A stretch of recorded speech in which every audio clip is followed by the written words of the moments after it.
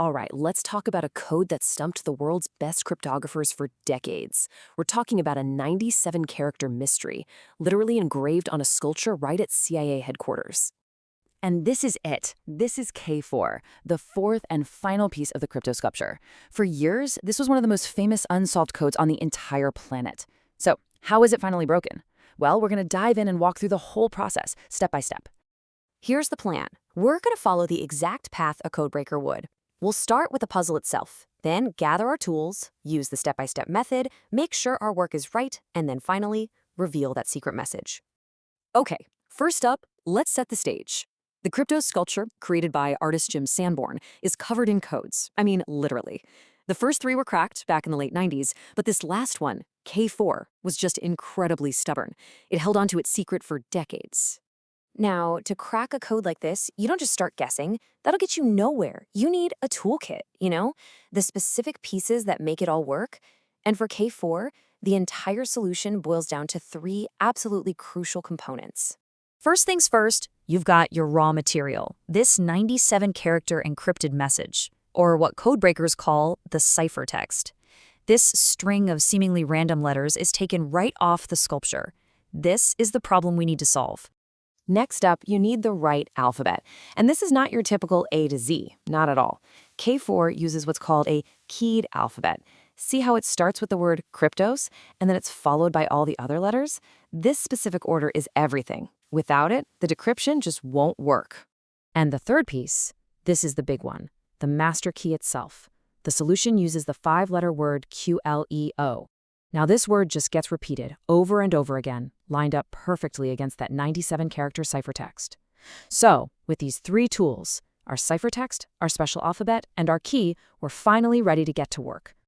So, we have all our pieces. How do they fit together?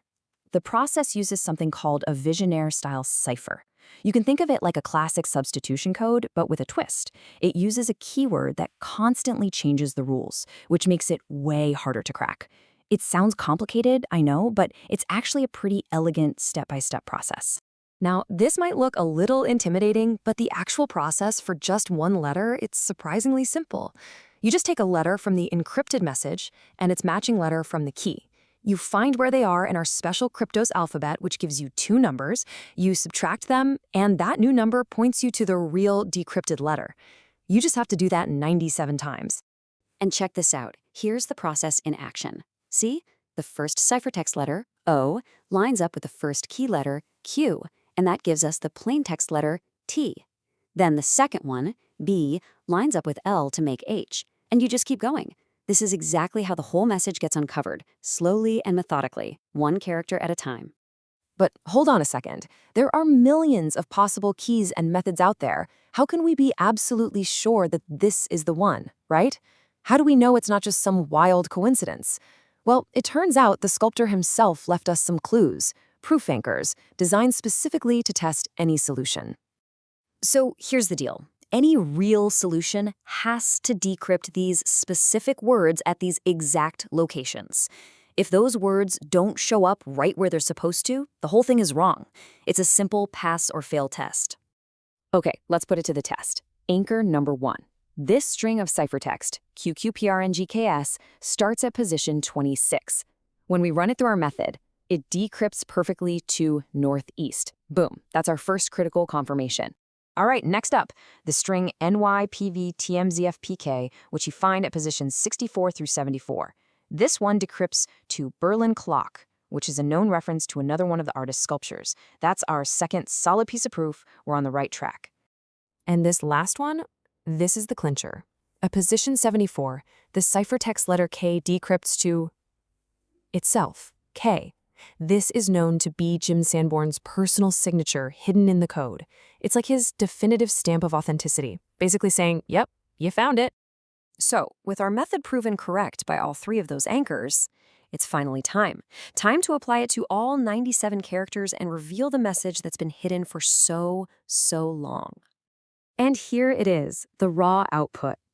When we run all 97 characters through the process, this is what we get.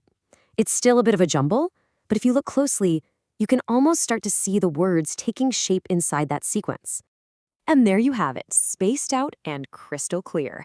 After decades of mystery, this is the complete, verified message from K4. But, it's not just a random phrase. It's actually another clue in a much, much bigger puzzle. So, the big takeaway here is that solving one puzzle sometimes just reveals the next one.